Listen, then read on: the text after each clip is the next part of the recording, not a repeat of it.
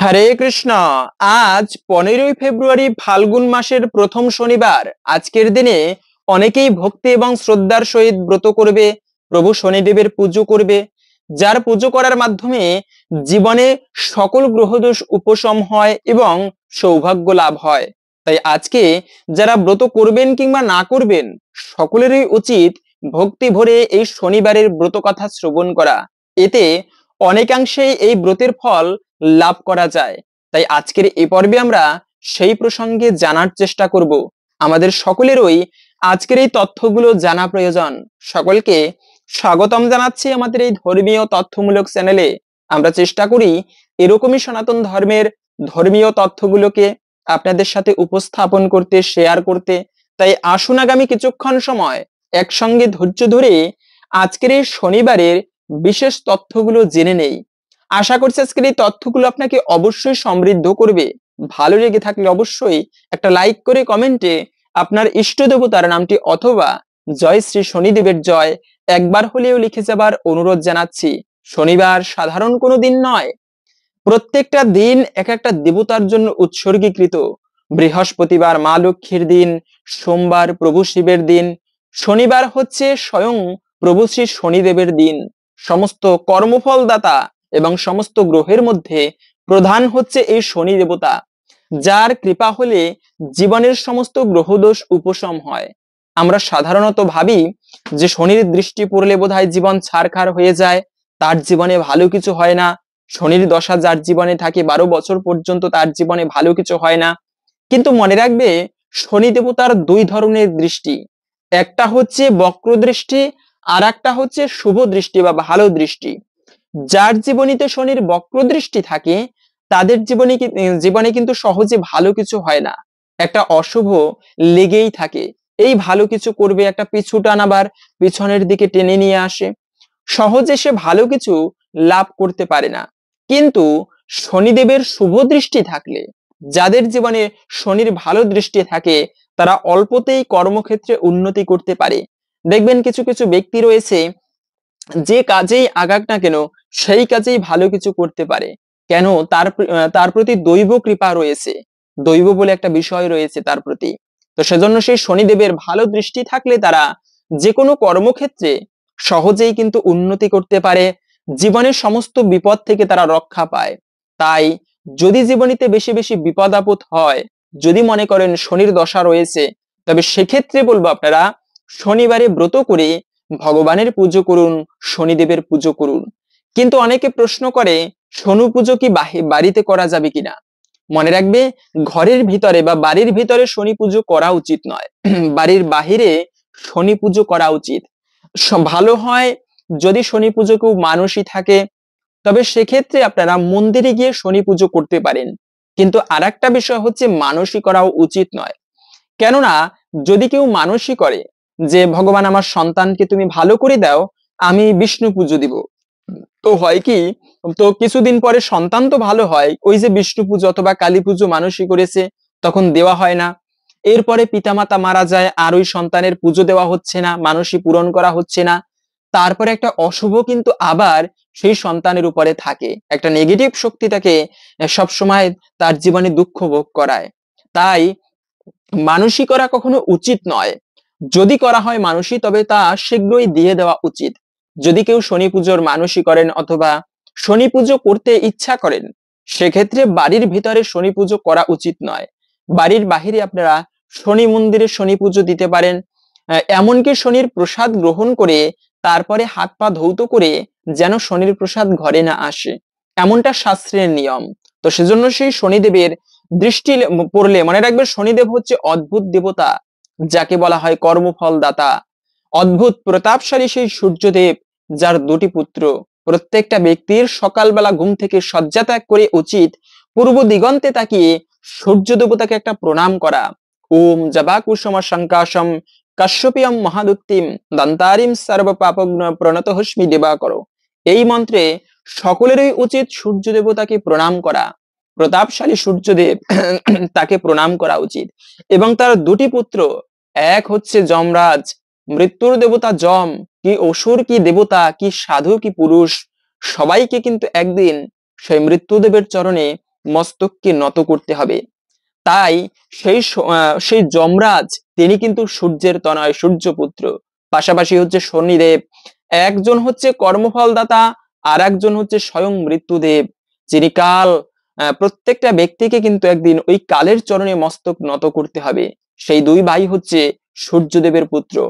ওই যে একটা কথা রয়েছে, পাপ ছাড়ে না বাপ কেউ, কথাটা কিন্তু শনিদেবের থেকে এসেছে। শনিদেব তার নিজের বাবাকে পর্যন্ত ছাড় দেয়নি সেই কর্মফলের ক্ষেত্রে। তাই আমরা যে ভালো কর্ম করি, অনেক সময় আমরা ভগবানকে দোষারোপ করি, আরে ভগবান আমার জীবনে বেশি বেশি দুঃখ দেয়।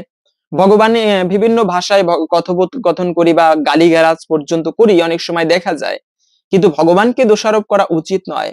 মনে রাখবে, তুমি যেমন কর্ম করবে ভবিষ্যতে তেমন ফল তুমি ভোগ করবে। একটা আমের চারা তুমি রোপণ করবে, ভালো করে জল সিঞ্চন করবে, বৃক্ষটা ধীরে ধীরে বড় হবে। বড় হওয়ার পরে সে কি তেঁতুল ফল দিবে? না, সে সুমিষ্ট রসালো আম্র ফলই দিবে। তুমি একটা বাঁশ গাছ রোপণ করবে, সেখান থেকে কি সেখান থেকে কি সুমিষ্ট আম বের হবে? সেখান থেকে বাঁশই হবে। তাই যেমন কর্ম করবে তেমন ফল ভোগ করবে, এটা প্রকৃতির নিয়ম। ভগবানকে কখনো দোষারোপ করা উচিত নয়। এই যে শনিদেব, তুমি যেমন কর্ম করবে তেমন ফল কিন্তু শনি দেবতা দান করে। তাই কখনো কাউকে দোষারোপ করা উচিত নয়। আজকে আমি বলে থাকি আমার জীবনে দুঃখ বেশি, মনে রাখতে হবে এটা হয়তো বা কোনো না কোনো সময়ের কর্মফল আজকে আমি ভাগ্য হিসেবে ভোগ করছি। তাই জীবনীতে সেই শনিদেবের দশা কাটানোর জন্য, শনির দশা আর একটা বিষয় বলে দিচ্ছি, আপনারা শনির দশা কাটানোর জন্য শনিবারে কালো তিল দান করতে পারেন। দানে দ্রব্যেন শুদ্ধতি, দানের মাধ্যমে দ্রব্য পর্যন্ত শুদ্ধ হয়। তাই শনিবারে কালো তিল দান করা, কালো কম্বল দান করা, শনিদেবের প্রিয় রং হচ্ছে কিন্তু কালো। আপনারা কালো তিল, কালো কম্বল অথবা কালো পোশাক এগুলো দান করতে পারেন, এতে অত্যন্ত শুভ বলা হয়েছে। মানে রাখবে, দান করা এটি সব সময়ের জন্য মঙ্গলময়। আমরা অনেক সময় মনে করি আরে বেশি বেশি মেয়ে হয়, মেয়ে সন্তান হলে অনেক সময় পিতামাতারা খুশি নয়। কিন্তু মনে রাখবে, শাস্ত্রে বলা আছে যদি কোনো পিতা একটা কন্যাকে ভালো করে লালন পালন করে সৎ পুত্রের হাতে দান করতে পারে, তার এত পুণ্য হয় যে চিত্রগুপ্ত পর্যন্ত তার পুণ্যের সংখ্যা হিসাব করতে পারে না। তাই দান করা, কোনো পুত্র সন্তান যদি কৃষ্ণ ভক্ত হয়, ব্রহ্মচারী হয়, সন্ন্যাস নেয়, তবে মনে রাখবে অনেক সময় দুঃখ করে পিতামাতা, কিন্তু দুঃখ করা উচিত নয়। চরম সার্থকতা তার, যার সন্তান ব্রহ্মচারী হয়, সন্ন্যাস আশ্রম অবলম্বন করে। ভগবানের ভক্ত হলে অনেক সময় আমরা মনে করি আরে ওর ভবিষ্যৎ শেষ, ও কিছু পারবে না। আমরা এই জগতের দৃষ্টিকোণে চিন্তা করি, কিন্তু মনে রাখবে এই জগতেরও ঊর্ধ্বে আর একটা জগৎ রয়েছে, যেটা হচ্ছে পরম জগৎ, বৈকুণ্ঠ লোক। ইহ জগতে যে ভালো থাকলে আমরা মনে করি জীবনে এটা সার্থকতা, এই জগতে ভালো থাকবো, এটাকে প্রকৃত সার্থকতা বলে না। প্রকৃত সফলতা বলে যদি ব্যক্তি অন্তিমে ভগবানের সেবা করে ভগবানের কাছে ফিরে যেতে পারে। তাই কোনো সন্তানকে ভগবানের উদ্দেশ্যে দান করা, ভগবানের সেবার উদ্দেশ্যে কোনো ব্যক্তির জীবন উৎসর্গ করা, এটি সাধারণ কোনো বিষয় নয়, জীবনের চরম সার্থকতা বলা হয়েছে। এই পবিত্র শনিবার দিনে আপনারা এরকম যে কোনো দান করতে পারেন, এটি অত্যন্ত শুভ এবং মঙ্গলময় বলা হয়েছে। পাশাপাশি জীবনীতে যদি শনির দৃষ্টি থাকে, তবে আপনারা এই ফাল্গুন মাসের প্রথম শনিবার, মনে রাখবে ফাল্গুন মাস বছরের দ্বাদশ মাসের মধ্যে একটা অন্যতম গুরুত্বপূর্ণ মাস হচ্ছে কিন্তু এই ফাল্গুন মাস, যে মাসটিকে স্বয়ং মহাদেব, দেবাদিদেব মহাদেবের মাস এবং ভগবান শ্রী হরির মাস বলা হয়েছে। কেন? কেননা এই ফাল্গুন মাসেই কিন্তু সেই মহাশিবরাত্রি রয়েছে। মহাশিবরাত্রি ফাল্গুন মাসে, পাশাপাশি হচ্ছে দোল পূর্ণিমা। মহাদেবের যদি কেউ ভালো স্বামী লাভ করে, কোনো মায়েরা যদি ভালো স্বামী লাভ করতে চান, তবে সেক্ষেত্রে বলা হয়েছে এই ফাল্গুন মাসের সেই মহাশিবরাত্রি পালন করার কথা। কেন? আমরা রাবণকে অসুর বলে জানি, কিন্তু মনে রাখবে রাবণের মতো এত মহাভক্ত, মহান ভক্ত জগতে দ্বিতীয় বিদ্যমান খুবই কম। তাই সেই মহাদেবের সাধনা পর্যন্ত রাবণ করেছিল, যার কৃপা বলে রাবণ ত্রিভুবনে এত খ্যাতি লাভ করেছিল। সেই মহাদেবের সাধনা যারা করে, দেবাদিদেব মহাদেব যিনি সমস্ত দেবতাদের ঊর্ধ্বে, তিনি না জীব না ভগবান, যার মধ্যবর্তী অবস্থান, তাই তাকে বলা হয় শিব। কালেরও যিনি কাল, কাল বলা হয় সেই মৃত্যুর দেবতা যমরাজকে। আর সেই কালেরও যিনি কাল, তিনি হচ্ছেন কিন্তু মহাকাল, মানে তিনি হচ্ছেন সেই প্রভু শিব। আর তার পুজো করার মাধ্যমে ব্যক্তি ইহজগতে সুখ শান্তি সমৃদ্ধিতে পরিপূর্ণভাবে বসবাস করতে পারে এবং অন্তিমে মুক্তি লাভ করতে পারে। মুক্তি হয় তার, একমাত্র কোনো দেবতার সাধ্য নেই মুক্তি লাভ করাতে পারে, কিন্তু একমাত্র প্রভু শিব। এই শিবলোক হচ্ছে নিত্য। বৈকুণ্ঠে গেলে যেরকম আর এই জগতে ফিরে আসতে হয় না জন্ম মৃত্যুর জগতে, ঠিক তেমনি বলা হয়েছে এই শিবলোকও হচ্ছে নিত্য, যেখানে গেলে আর এই দুঃখ কষ্টময় জগতে ফিরে আসতে হয় না। তো সেই বৈকুণ্ঠ লোক নিত্য। আর এই পৃথিবীতে অনেক মনি ঋষি পাওয়া যায় যারা কেবলমাত্র সেই মহাদেবের উপাসনা করত। এমনকি মার্কণ্ডেয় ঋষি পর্যন্ত অকাল মৃত্যু যদি জীবনীতে থাকে, যদি শনির দশা থাকে, তবে সেক্ষেত্রে আপনারা সেই শনির দোষ কাটানোর জন্য মহাদেবের পুজো করতে পারেন প্রতি সোমবারে। প্রতি সোমবারে মহাদেবের পুজো করলে সকল দোষ এতেও কেটে যায়, উপশম হয় সকল বিপদের। মহাদেবের পুজো মার্কণ্ডেয় ঋষি পর্যন্ত করেছিল। মার্কণ্ডেয়ের পিতার কোনো সন্তান হয়নি, শেষ পর্যন্ত মহাদেব স্বপ্নে দেখালো তোমার একটা সন্তান হবে, কিন্তু সেই বাচ্চার বয়স 16 বছর থাকবে তার আয়ু, 16 বছর পরে সে মারা যাবে। এটা বাবা জানতো কিন্তু তার স্ত্রীকে বলেনি। তো যথাসময়ে তাদের সেই সন্তান হলো। বাবা তখন সেই মার্কণ্ডেয় ঋষিকে মহাদেবের মন্ত্র শিখিয়েছিল, ওম ত্রয়ম্বকম যজামহে সুগন্ধিম পুষ্টিবর্ধনম উর্বারুকমিব বন্ধনান মৃত্যুর মুক্ষ্যমামৃতাৎ। এই মন্ত্রটি সেই মার্কণ্ডেয় ঋষিকে শিখিয়েছিল, যে মন্ত্র জপ করে, এই ত্রয়ম্বক মন্ত্র বলা হয় এটিকে, এতটা মহাশক্তিশালী এই মন্ত্র ত্রয়ম্বক মন্ত্র। এই মন্ত্রের মাধ্যমে যদি কেউ ধন ইচ্ছা করে যে আমি ধন মানে অনেক সম্পদ লাভ করব, আর এই মন্ত্র জপ করে, তাও তিনি প্রাপ্ত হবেন মহাদেবের কৃপায়। যদি কেউ মানে জীবনে বেশি বেশি রোগ ব্যাধি হচ্ছে, সেই রোগ থেকে মুক্ত থাকতে চান, সেই ইচ্ছা করে এই মন্ত্র জপ করলে তাই প্রাপ্ত হবে। যদি কেউ মুক্তি লাভ করতে চান, তাও পর্যন্ত লাভ হয় এই মন্ত্র জপ করার ফলে। এতটা পাওয়ারফুল বা শক্তিশালী বলা হয়েছে এই ত্রয়ম্বক মন্ত্রকে। আপনারা সেই মন্ত্র জপ করতে পারেন। যে কোনো শিবরাত্রির দিনে বিশেষ করে জপ করা অত্যন্ত শুভ বলা হয়েছে। তা করতে না পারলেও আপনারা অন্তত পক্ষে সেই সোমবারে, প্রতি সোমবারে করতে পারেন 21 বার করে, সংক্ষিপ্ত পরিসরে হলেও এই মন্ত্রটি জপ করতে পারেন। স্বয়ং মৃত্যুর দেবতা যমরাজ পর্যন্ত সেই মার্কণ্ডেয় ঋষিকে নিতে পারেনি। কেন?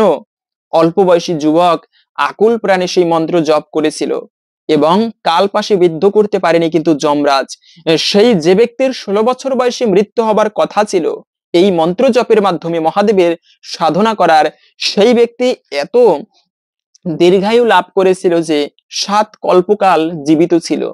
7 বার এই পৃথিবী প্রলয় হয়েছিল, তথাপিও কিন্তু মার্কণ্ডেয় ঋষির মৃত্যু হয়নি। এতকাল তিনি জীবিত ছিল সেই মার্কণ্ডেয় ঋষি। তাই বলা হয়েছে সেই মহাদেবের উপাসনা করা জীবনে একটি চরম সৌভাগ্যের বিষয়, এর ফলে সকল বিপদ কেটে যায়। আর সেই মহাশিবরাত্রি কিন্তু পড়েছে এই পবিত্র ফাল্গুন মাসে, তাই ফাল্গুন মাসকে বলা হয়েছে মহাদেবের মাস। দ্বিতীয়ত হচ্ছে এই ফাল্গুন মাসের দোল পূর্ণিমায়, কেন এই ফাল্গুন মাস আরো বেশি গুরুত্বপূর্ণ, কেননা এই ফাল্গুন মাসের দোল পূর্ণিমার দিনে কিন্তু স্বয়ং ভগবান শ্রীকৃষ্ণের কলিযুগের যুগাবতার চৈতন্য মহাপ্রভু তিনি আবির্ভূত হয়েছিলেন। শাস্ত্রে 52টি শাস্ত্রে প্রমাণ আছে চৈতন্য মহাপ্রভু যে ভগবান। বর্তমানে আমরা যাকে তাকে ভগবান বানিয়ে দিচ্ছি, এই গুরুদেব ভগবান, ওই গুরুজি ভগবান, অমুক মঠের অমুক ব্যক্তি ভগবান। আমাদের মানে ভগবানের আড্ডা জগতে কথাগুলো বললে হয়তো অনেকের খারাপ লাগতে পারে। শিষ্যের কাছে গুরুদেব সম্মানীয় ভগবানের মতো, কিন্তু তার মানে এই নয় সে গুরুদেব সাক্ষাৎ কৃষ্ণ। কৃষ্ণ একজনই, এক অহম দ্বিতীয় নাস্তি। ভগবান একজনই, তার দ্বিতীয় সমকক্ষ পর্যন্ত কেউ নেই, দ্বিতীয় কেউ নেই। আর সেখানে আমরা যাকে তাকে ভগবান বানিয়ে দিচ্ছি। মনে রাখবে ভগবান সর ঐশ্বর্যবান, ভগবানের কখনো চুল পাকে না, বৃদ্ধ হয় না, ভগবান নব যৌবন সম্পন্ন, তিনি দিব্য পুরুষ, তার কখনো রোগ ব্যাধি হয় না। আর আমরা যাকে ভগবান বানাচ্ছি তিনি যে কি সরৈশ্বর্যপূর্ণ, তার দাড়ি হচ্ছে, চুল পাকছে, বৃদ্ধ হচ্ছে, রোগ ব্যাধি হচ্ছে, তিনি মৃত্যুবরণ করেন, তাকে কি করে আমরা ভগবান বলি? ভগবান বলা অথবা কাউকে ভগবানের সমকক্ষ মনে করা এটি চরম অপরাধের। এর ফলে এটি মহা অপরাধের বলা হয়েছে। ভগবান কখনো ক্ষমা করে না, তাই কখনো কাউকে ভগবান বলা উচিত নয়। শাস্ত্রে ভগবান হয়ে কে আসবে, কোন অবতার কলিযুগে আসবে এবং কার বাড়িতে আসবে, কোথায় আবির্ভূত হবে, বাবা কে হবে, মা কে হবে, কি কার্য করবেন, সকল কিছু শাস্ত্রে লেখা থাকে। কলৌ প্রথম সন্ধ্যায়াম গৌরঙ্গ অহম মহিতলে, বায়ু পুরাণের কথা। কলিযুগের প্রথম সন্ধিক্ষণে স্বয়ং চৈতন্য মহাপ্রভু আবির্ভূত হবে। তিনি কে কার্য করবেন তাও ভাগবতের মধ্যে আছে। কৃষ্ণ বর্ণাম তৃষা কৃষ্ণাম সাঙ্গপাঙ্গাস্ত্র পার্শ্বদাম।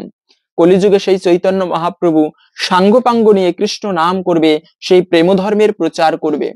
আর আমরা বর্তমানে অমুক ব্যক্তি ভগবান, এই ভগবান, এবং আর একজন অবতার আসবে কলিযুগের শেষে, যাকে বলা হয় কল্কি অবতার। কোন পরিবারে আসবে, বাবা কি হবে, মা কি হবে, সকল কিছু কিন্তু লিপিবদ্ধিত রয়েছে শাস্ত্রের মধ্যে। 52টা শাস্ত্রে প্রমাণ রয়েছে চৈতন্য মহাপ্রভু যে ভগবান। তাই যাকে তাকে ভগবান বলা উচিত নয়। তৎকালীন সময়ের কথা, ব্রাহ্মণ্যবাদী সমাজ এতটা ছেয়ে গিয়েছিল যে কোনো ব্যক্তি যদি মুসলমানের বাড়িতে খাবার খেত বা ছোঁয়া খেত, তবে সে আর হিন্দু ধর্মে আসতে পারতো না, সনাতন ধর্ম গ্রহণ করতে পারতো না। সনাতন ধর্মের লোকেরা তাকে নিত না। ভয়ানক প্রায়শ্চিত্তের বিধান দিত ব্রাহ্মণেরা। যদি কোনো ব্রাহ্মণেরা আমার এই ভিডিওটা দেখে থাকেন, তবে কষ্ট নেবেন না। তৎকালীন সময়ে এই ব্রাহ্মণেরা, তাদের জন্য আজকে আমাদের সমাজটা ক্ষণভঙ্গুর অবস্থা। হ্যাঁ, অবশ্যই ব্রাহ্মণেরা সম্মানীয় ব্যক্তি, কেননা তারা ভগবানের সেবা করে, ভগবানের শাস্ত্রের নিয়ম পালন করে। কিন্তু তার মানে এই নয় ব্রাহ্মণ্যবাদে এমন ভাবে, মানে আমাদের সনাতন ধর্ম প্রায় শেষ। ওই সময়েও চৈতন্য মহাপ্রভু, আপনারা ইতিহাস পড়লে পাবেন, সেই সময়ের মধ্য দিয়েও চৈতন্য মহাপ্রভু কত কুসংস্কার ছিল। কোনো ব্যক্তি যদি বেদ মানে স্পর্শ করত, অধ্যয়ন তো দূরের কথা, কোনো ব্যক্তি যদি বেদ স্পর্শ করত, তাকে তপ্ত সীসাকে আগুনে তাপিত করে তার কানে ঢেলে দিত, তাকে মেরে ফেলতো এভাবে শাস্তি দিয়ে। এতটা শাস্তি ছিল। সতীদাহ প্রথা ছিল, স্বামী মারা গেলে স্ত্রীকে জোরপূর্বক সেই শ্মশানের মধ্যে চিতায় উঠিয়ে দেহত্যাগ করাতো। কতটা পাপের বিধান ছিল। তারপরে আবার গৌরীদান প্রথা ছিল। কোনো ব্যক্তি মুসলমানের বাড়িতে ছোঁয়া খেলে সে আর আমাদের ধর্মে আসতে পারতো না। এভাবে করে সনাতন ধর্মের কত লোক, লক্ষ লক্ষ লোক সেই অন্য ধর্ম গ্রহণ করেছেন। তাই সেই সময়ের মধ্য দিয়েও কলিযুগের যুগাবতার চৈতন্য মহাপ্রভু, যিনি প্রেম ধর্মের প্রচার করেছেন, অকাতরে সবাইকে কৃপা করেছেন, কি পণ্ডিত, কি জ্ঞানী, কি সন্ন্যাসী, সবাই সেই চৈতন্য মহাপ্রভুর প্রেম ধর্ম গ্রহণ করেছেন। কিন্তু সবাই অকাতরে সেই প্রেম ধর্ম গ্রহণ করেছেন। এবং সেই চৈতন্য মহাপ্রভু তিনি সবাইকে নিয়ে একত্রিত ভাবে একটা সমাজ করলেন, যেখানে ভিখারি থেকে শুরু করে শূদ্র বৈশ্য সবাই একই আসনে বসে ভগবানের সেবা করতে পারবে। ইতিহাস পড়লে পাওয়া যায়। অনেক সময় বিভিন্ন ইতিহাস যারা পড়ে, ইতিহাস নিয়ে যারা লেখাপড়া করে আমাদের বাংলাদেশে, অনেক সময় অনেক মুসলমানেরাও বলে এই চৈতন্য মহাপ্রভু আসলে একটা অসাধারণ ব্যক্তি, কেননা তিনি সেই সময়েও সবাইকে নিয়ে তিনি সেই অকাতরে এমন একটা ধর্ম বিতরণ করেছেন যা সবাই গ্রহণ করেছেন, সবার কাছে গ্রহণযোগ্যতা পেয়েছে। এমন প্রেমের বন্যা নিমাই ভাসিয়েছিল। সেই নিমাই পণ্ডিত না বললেই নয়। সেই নিমাই পণ্ডিত ছোটবেলা থেকে মহাপাণ্ডিত্য অর্জন করেছিল। চতুর্দিকে সুনাম হলো তার নিমাই। কেশব কাশ্মীর তৎকালীন সময়ে, বর্তমানে যেরকম বিভিন্ন জায়গায় বড় বড় ইউনিভার্সিটি, বিশ্ববিদ্যালয়, তৎকালীন সময়ে সারা পৃথিবীতে 4টা বিশ্ববিদ্যালয় ছিল, যেখানে বেদ, ন্যায়, দর্শন আদি শাস্ত্র পড়ানো হতো। আফগানিস্তানে ছিল তক্ষশিলা বিশ্ববিদ্যালয়। আবার এই নেপালে ছিল কাঠমান্ডুতে একটা বিশ্ববিদ্যালয়। কাশ্মীরিতে ছিল কাশ্মীরি বিশ্ববিদ্যালয়। আমাদের বঙ্গদেশে, তখন তো ভারত বাংলা এক ছিল ওই সময়ে, তো বঙ্গদেশে ছিল সেই নবদ্বীপে একটা বিশ্ববিদ্যালয়। এই সমস্ত বিশ্ববিদ্যালয়ে তখন শাস্ত্রাদি অধ্যয়ন করানো হতো, পাঠ করানো হতো। তো সেই কাশ্মীরি থেকে পাণ্ডিত্য লাভ করে কেশব কাশ্মীরি উপাধি পেল। তার জিহ্বাগ্রে স্বয়ং মা লক্ষ্মী দেবী বাস করত, জ্ঞানাধিষ্ঠাত্রী দেবী লক্ষ্মী দেবী তিনি বাস করত। কখনো তার কথার মধ্যে কোনো ভুল হতো না। তার ইচ্ছা কি, যে সারা পৃথিবীতে বর্তমানে যেরকম ভালো বড় ফুটবল খেলোয়াড় মেসি, রোনালদো, এদেরকে সবাই সম্মান করে, সবাই এদের ফ্যান ফলোয়ার, বা কোনো তারকার, বড় বড় যারা তারকা তাদের ফ্যান ফলোয়ার বেশি। কিন্তু তৎকালীন সময়ে বড় জ্ঞানী ব্যক্তিকে সবাই সম্মান করত, সমীহ করে চলতো, শ্রদ্ধা করত। তো ওই কেশব কাশ্মীর তিনি সারা ভারতবর্ষ থেকে সারা পৃথিবী ভ্রমণ করে জয়পত্র নিয়ে, এই বাংলাদেশ থেকে জয়পত্র নেওয়া বাকি। ইচ্ছা কি, সারা পৃথিবীর মধ্যে শ্রেষ্ঠ পণ্ডিত হবেন তিনি। সারা পৃথিবীতে জয়পত্র নিয়ে ভারতবর্ষে সেই বঙ্গদেশে এসে উপস্থিত। বাংলার নবদ্বীপের পণ্ডিতেরা যখন শুনেছে যে নিমাই পণ্ডিত আসবে, মানে সেই কেশব কাশ্মীর আসবে, শুনেই তো সবাই ভয়ে সবাই মিলে একটা আলোচনা সভা বসলো। কি বললো, যে দেখো কেশব কাশ্মীর এত বড় পণ্ডিত, তার সাথে কেউ তর্ক করে পারবে না। তাহলে কে তর্ক করবে? জয়পত্র তো লিখে দিতে হবে, কে দিবে? তখন সবাই মিলে যুক্তি করলো, একটা কাজ করো, নিমাই হচ্ছে 16 বছর বয়সী যুবক, ও তর্ক করবে সেই কেশব কাশ্মীরের সাথে। যদি হেরে যায় তাহলে বলতে পারবো যে নিমাই পণ্ডিত অল্প বয়সী, ও আর কি বুঝে, ওর সাথে ও তো হেরে গিয়েছে, ও তেমন বুঝে না, তাই আমাদের মান সম্মান কিছুটা হলেও রক্ষা পাবে। এই যুক্তি করে যে যার আত্মীয় স্বজনের বাড়ি বেড়াতে গেল। পণ্ডিত হিসেবে থাকলো কি নিমাই। তো নিমাই গঙ্গার তীরে বসে তার কিছু ছাত্রদেরকে নিয়ে শাস্ত্রাদি শিক্ষা দিচ্ছিল। এমন সময়ে সেই কেশব কাশ্মীর নবদ্বীপে উপস্থিত, এসেই বলতে লাগলো গর্বের সহিত, তোমাদের এখানে শ্রেষ্ঠ পণ্ডিতকে, আমি তার সাথে তর্ক করতে চাই। সবাই বলতে লাগলো, দেখো এই নবদ্বীপে বড় বড় পণ্ডিত তারা কেউ নেই, তারা দূরে কোথাও গিয়েছে। তুমি তর্ক করতে চাইলে, তর্ক যুদ্ধ করতে চাইলে এই গঙ্গার তীরে এই রাস্তা দিয়ে চলে যাও, কিছু দূরে গঙ্গার তীরে তোমরা নিমাই পণ্ডিতকে তুমি দেখতে পাবে। সেই পণ্ডিত, তিনিও খুবই ভালো পণ্ডিত, তুমি তার সাথে তর্ক করো, তার থেকে জয়পত্র নাও। তখন সেই কেশব কাশ্মীর গঙ্গার তীরে চলে গেল। দূর থেকে যখনই নিমাই পণ্ডিতকে দেখতে পারলো, অদ্ভুত দর্শনদারী সুদর্শনদারী সেই যুবক নিমাই পণ্ডিত দেখা মাত্র মনে ভক্তি চলে আসলো। মনে মনে একটা প্রণাম করলো নিমাই পণ্ডিতকে। এত সুন্দর দেখতে সেই পুরুষ, ভগবানকে দেখতেই একটা অসাধারণ তার রূপ। তাই সেই নিমাই পণ্ডিত সেখানে বসে শাস্ত্র শিক্ষা দিচ্ছিল ছোট বাচ্চাদেরকে নিয়ে। কাছে গিয়ে বলতে লাগলো, তুমি কি নিমাই? হ্যাঁ প্রভু, আমি নিমাই। তুমি আমার সাথে তর্কযুদ্ধ করো।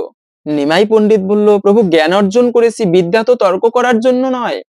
যে বৃক্ষে ফল হয় তার শাখা পোশাকা নিম্নমুখে থাকে। শ্রীমদ ভগবত গীতার কথা, বিদ্যা দদাতি বিনয়ম। বিদ্যা মানুষকে বিনয়ী করে, কখনো অহংকারী করে না। তো অনেক সময় আমাদের মধ্যে দেখা যায়, যার একটুকু বেশি জ্ঞান থাকে তার মধ্যে একটা অহংকার, অনেক ডিগ্রি থাকলে একটা অহংকার, পাণ্ডিত্যের একটা অহংকার, কত অহংকার। কিন্তু নিমাই পণ্ডিত বলল, প্রভু বিদ্যা হচ্ছে বিনয়ী, বিদ্যা মানুষকে বিনয়ী করে, অহংকারী নয়। আমি জ্ঞান অর্জন করেছি তর্ক করার জন্য নয়। আপনি জয়পত্র লিখে নিতে পারেন। কিন্তু কেশব কাশ্মীর অহংকারের বশে বলল, না, তোমাকে জয়পত্র নয়, তুমি আমার সাথে তর্ক করো, হেরে গেলে তুমি জয়পত্র দিবে। নিমাই পণ্ডিত দেখলেন এ তো ছাড়ার লোক নয়। সবশেষে বললেন, ঠিক আছে প্রভু, আপনি যেহেতু তর্ক করবেন, তাহলে বলুন, এই যে প্রবাহিত গঙ্গা, আপনি সেই গঙ্গার একটা সুন্দর মহিমা কীর্তন করুন, ছন্দে ছন্দে আপনি মহিমা কীর্তন করুন।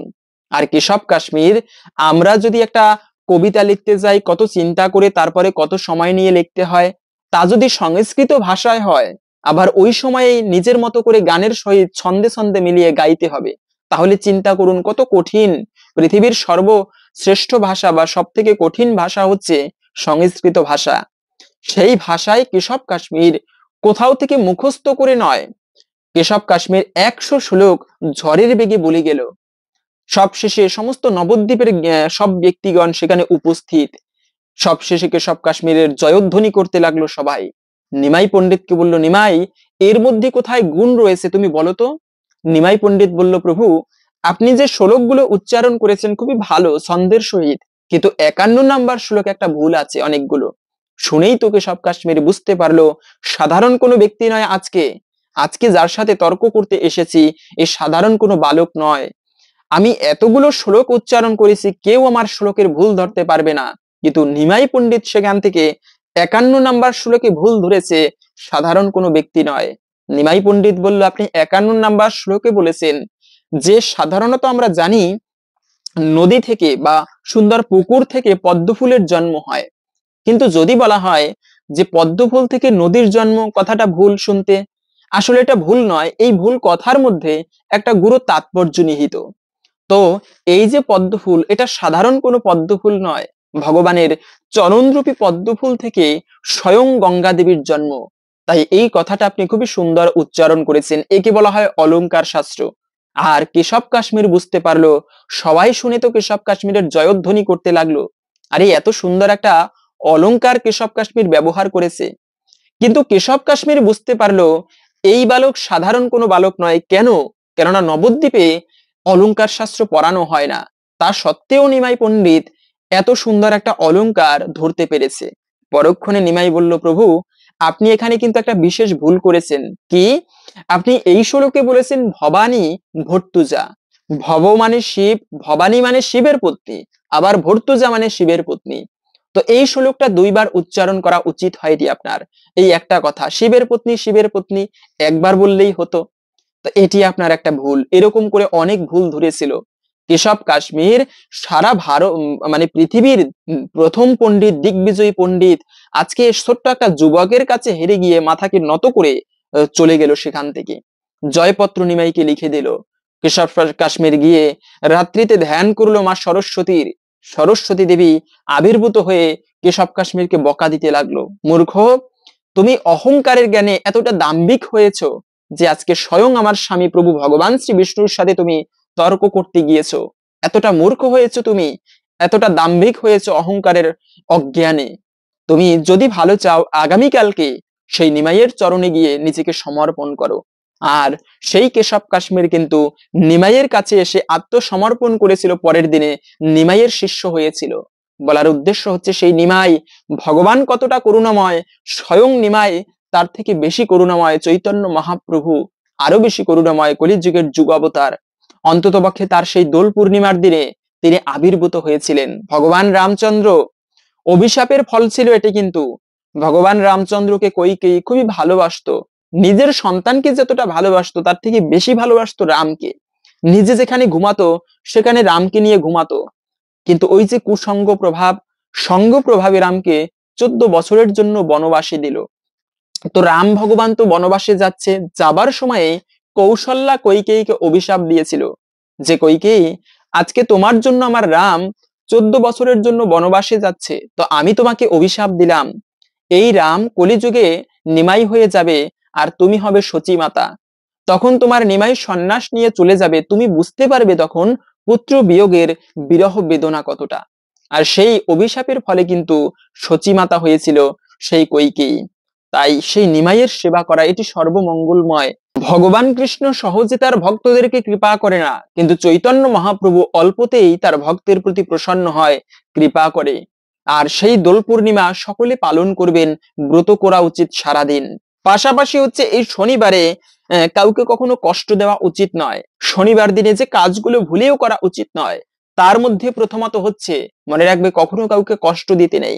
যদি কাউকে কষ্ট দেওয়া হয় তবে সেই কষ্টের ফল একদিন না একদিন তোমাকেও ভোগ করতে হবে, এটা হচ্ছে প্রকৃতির নিয়ম।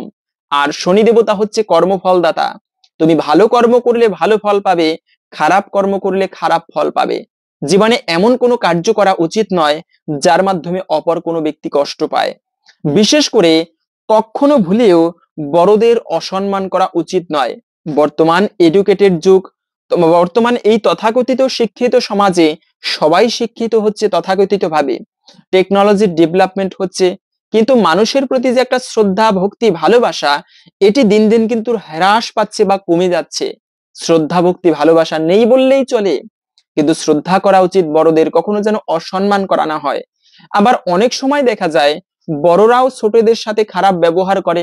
মনে রাখতে হবে জ্যেষ্ঠ মানে শ্রেষ্ঠ নয়। যে যার স্থান থেকে চেষ্টা করা উচিত কারোর সাথে যেন কখনো খারাপ ব্যবহার করা না হয়। এটিও কিন্তু বিশেষ করে শনিবারে কখনো কারোর সাথে খারাপ ব্যবহার করা উচিত নয়, এটিকেও অশুভ এবং অমঙ্গলের বলা হয়েছে। পাশাপাশি হচ্ছে এই দিনে কেউ ভুলেও নেশা করতে নেই। শনিবারে নেশা করা এটিকেও অত্যন্ত অশুভ এবং অমঙ্গলের বলা হয়েছে। আমরা এমনিতেও জানি নেশা ভালো নয়। মদিরা পান করা, যে মদিরা পান করে নেশা পান করে কৃষ্ণের যদুবংশ ধ্বংস হয়েছিল। তাই কখনো নেশা করা উচিত নয়, এটিকে অমঙ্গলের বলা হয়েছে। এবং যদি জীবনীতে মনে করেন বেশি বেশি দোষ রয়েছে মানে শনিদেবের, তবে সেক্ষেত্রে সেই শনির দশা কাটানোর জন্য বলা আছে শাস্ত্রে, যদি কেউ 11 সপ্তাহ হনুমান চল্লিশা পাঠ করে শনিবারে, তবে তার থেকেও কিন্তু সেই শনির দশা কেটে যায়। কেননা শনিদেব নিজে বলেছেন হনুমানকে যে প্রভু, যারা তোমার ভক্ত হবে তাদের উপরে কোনো শনির প্রভাব খাটবে না। তাই আপনারা শনিবারে হনুমান চল্লিশা পাঠ করতে পারেন, এটিকেও অত্যন্ত শুভ এবং মঙ্গলময় বলা হয়েছে। পাশাপাশি আজকের এই শুভ দিনে যদি ব্রত করতে পারেন এটি সর্বোত্তম। তবে ব্রত করতে না পারলেও কখনো উচিত নয় আমিষ খাবার ভক্ষণ করা। আপনারা এই দিনে নিরামিষ খাবার ভগবানের প্রসাদ গ্রহণ করে তারপরে ভগবানের পুজো করুন এবং শনি পুজো করতে পারেন। তো এখন আমরা জেনে নিচ্ছি ভিডিওর মূল প্রসঙ্গ, এই শনিবারের ব্রত কথা। শনিবারে শনি দেবতার পুজো করলে, ব্রত করলে কি ফল লাভ করা যায়। সকলকে বলবো আসুন ধৈর্য ধরে এখন এই শনিবারের ব্রত কথা শ্রবণ করি, এতে অনেকাংশেই এই ব্রতের ফল লাভ করা যায়। একদা শ্রীহরি নামে এক ব্রাহ্মণ ছিলেন। তিনি নিত্য ভিক্ষা করে খেতেন এবং দিবারাত্র কৃষ্ণ নাম জপ করতেন। অন্তরে সদাই সুখী ছিলেন তিনি, কিন্তু রোজ দিন ঠিকভাবে অন্ন জুটত না। এমন সময়ে তার একটা পুত্র জন্ম নিল। পুত্রের নাম রাখলেন সুমঙ্গল। পুত্রটি ছিল অত্যন্ত মেধাবী, সবাই তার গুণগান গাইত। অল্প দিনের মধ্যে শিশুটি শাস্ত্র নিয়ে জ্ঞান অর্জন করে শাস্ত্রজ্ঞ হলো এবং পণ্ডিত হিসেবে আখ্যা পেল সমাজে। এরপরে সেই পুত্র অর্থাৎ সুমঙ্গল তার জীবনে পিতামাতাকে ছাড়তে চাইল এবং হঠাৎই একদিন পিতামাতাকে ছেড়ে গৃহত্যাগ করলো। গৃহত্যাগের বহুদিন পর সুমঙ্গল আচমকাই কোনো এক জায়গায় শুনতে পারলো যে তার পিতামাতা পরলোক গমন করেছেন। সে মন থেকে অত্যন্ত ভেঙে পড়ে ও দুঃখে জর্জরিত হয় আপন মনে।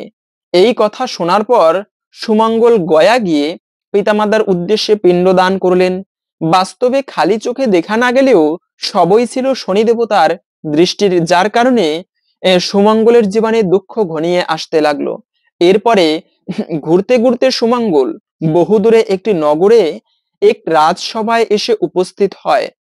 রাজার সাথে তার বার্তালাপ হয় এবং ধীরে ধীরে রাজা তার সম্পর্কে তার থেকে জানতে পারে এবং সে তার পরিচয় দিতে থাকে। সে রাজাকে তার নাম সহ সকল দুঃখজনক ঘটনা, যে তার পিতামাতা পরলোক গমন করেছে, সমস্ত বিষয়টি বলে এবং এর সাথে এটাও বলে যে সে দেশ বিদেশে ঘুরে বেড়ায়। এরপরে রাজা তাকে তার সমস্ত দুঃখ দুর্দশার কথা শুনে নিজের কাছে থাকতে বলে। তারপরে রাজা তাকে বললেন, তোমার কথাবার্তা ও আচরণ দেখে মনে হচ্ছে তুমি একজন শাস্ত্রজ্ঞ। শাস্ত্র পাঠ করে সভাসদগণকে তুষ্ট করার কথা বলেন তাকে। এরপরে রাজা সুমঙ্গলকে বলেন, আমার দুই পুত্র আছে, তাদেরকে তোমাকে শাস্ত্র বিষয়ে শিক্ষাদান করতে হবে। এই কথা বলে সুমঙ্গল অত্যন্ত সন্তুষ্ট হলো এবং সে রাজার নিকট থাকতে রাজি হলো। এরপরে প্রতিদিন রাজা দুই ছেলে সুমঙ্গলের কাছে পড়তে লাগলো। হঠাৎই একদিন পড়ুয়া বেশে শনি দেবতা এসে উপস্থিত হলেন। সুমঙ্গল তাকে চিনতে না পেরে একজন পড়ুয়া হিসেবে প্রশ্ন জিজ্ঞাসা করলেন, বললেন, তুমি এখানে কি করছো? পড়ুয়া হিসেবে শনি দেবতা উত্তর দেন, শাস্ত্র সম্পর্কে অধ্যয়ন করতে এসেছি। তখন সুমঙ্গল বলেন, অতি যত্ন সহকারে তোমাকে আমি শাস্ত্র শেখাবো। সুমঙ্গল তার কাছে তার পরিচয় জানতে চাইল। তখন সে তার পরিচয় হিসেবে বলল, শনি বলে পরিচয়, কিবা দেব আর শনিশ্চর নাম মম সূর্যের কুমার। এরপরে সুমঙ্গল বলে, সত্যিই যদি তুমি শনি হও তাহলে আমার দুঃখ কিসে দূর হবে সেটা তুমি বলে দাও। আমার উপর তোমার দৃষ্টি রয়েছে, কিসে সেই দৃষ্টি দূর হবে তুমি বলে দাও প্রভু। তখন শনি দেবতা তাকে নির্দেশ দেন, আর 6 মাস পর্যন্ত তোমার এই কষ্ট ভোগ করতে হবে এবং এর মধ্যে তুমি ভাগীরথীর তীরে গিয়ে এক মনে সেই নারায়ণের উপাসনা করো। এই বলে শনি দেবতা অন্তর্ধান হলেন বা চলে গেলেন। সুমঙ্গল আর শনিদেবের দেখা পেল না। শনি দেবতার আজ্ঞা মতো সুমঙ্গল গঙ্গা তীরে গিয়ে নারায়ণের ভজনা করতে লাগলেন মন স্থির করে। 10 দণ্ড পূর্ণ হলো বা 6 মাস পূর্ণ হলো, এরূপ ধারণা সুমঙ্গলের মনে এবং সব সময় গভীরভাবে ভজনের মধ্যে রয়েছেন সুমঙ্গল, ধ্যানে গভীরভাবে মগ্ন রয়েছেন। কিন্তু বাস্তবে 10 দণ্ড বা 6 মাস পূর্ণ হয়নি। সুমঙ্গল এত গভীরভাবে ভজন করতে থাকে, সে আপন মনে তার পিতামাতাকে স্মরণ করতে থাকে যে সে কি ভুলটাই না করেছে পিতামাতাকে ছেড়ে গৃহত্যাগ করে।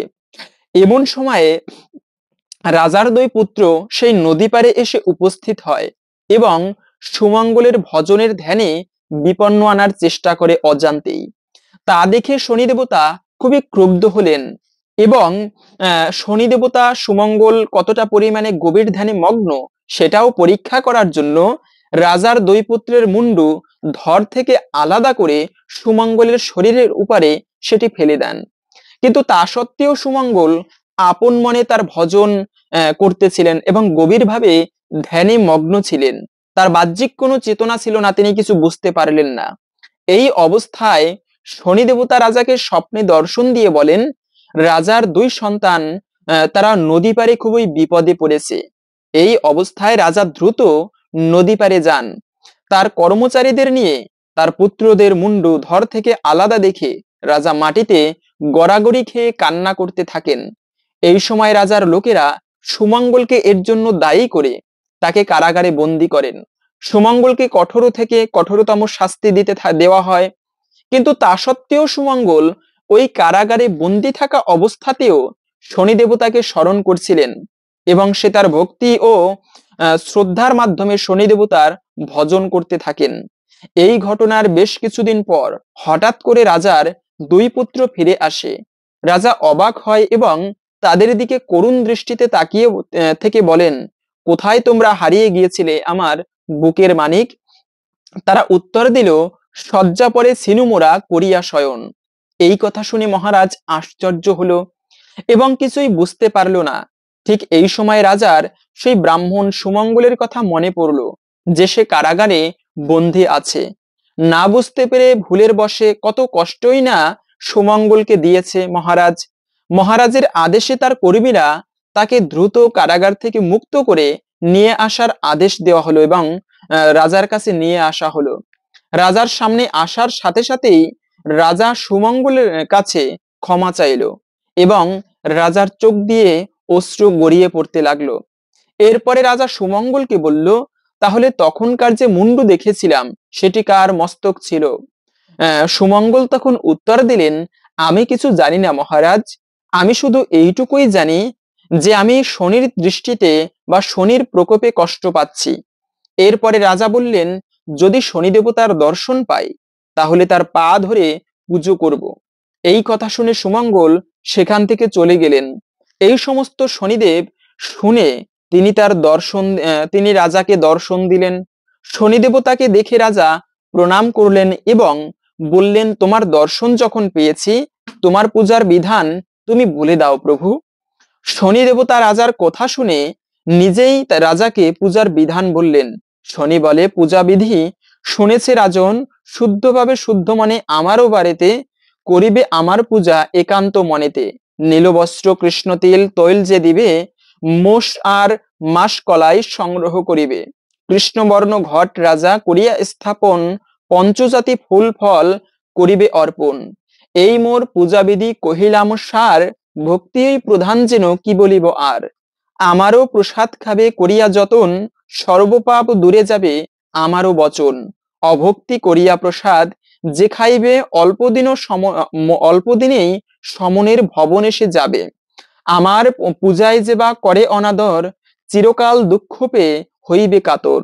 এত বলি শনিদেব হইল অদর্শন, ভক্তি ভরে করে রাজা শনিরও পূজন। এরই মাঝে সুমঙ্গল বিদায় লইয়া করে সে শনির পূজা গঙ্গা তীরে গিয়া। এই মতে প্রচারিল পূজা শনিদেবের, শনিরও পাঁচালি যে রাখিবে ভবনে, কখনো না পরে সে বিপদ বন্ধনে।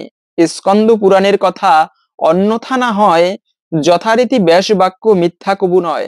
শুদ্ধা শুদ্ধ জ্ঞানহীন বলে নিবারণ, ভূমিতে লুটাইয়া বন্দি শনির চরণ।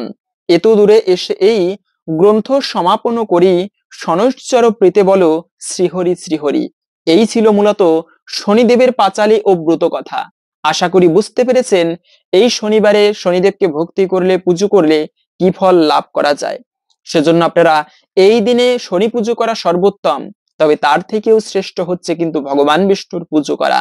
যারা বৈষ্ণব রয়েছেন তারা আপনারা অবশ্যই এই শনিবারে ভগবানের প্রসাদ গ্রহণ করবেন, ভগবানের পুজো করবেন, এটি সর্বমঙ্গলময়। এবং শনির দশা কাটানোর জন্য আপনারা শনিবার দিনে দান করা, শনি পুজো করা, এগুলোকে সর্বমঙ্গলময় বলা হয়েছে। হরে কৃষ্ণ। আশা করছি আজকের এই তথ্যগুলো জেনে আপনি একটু হলেও সমৃদ্ধ হয়েছেন। ভালো লেগে থাকলে অবশ্যই একটা লাইক করে কমেন্টে আপনার ইষ্ট দেবতার নামটি অথবা জয় শ্রী শনিদেবের জয় একবার হলেও লিখে যাবার অনুরোধ জানাচ্ছি। শনিদেবের কৃপায় সকলের জীবনে মঙ্গল হোক এই কামনা করে আজকের ভিডিওটি এখানে সমাপ্ত করছি। হরে কৃষ্ণ।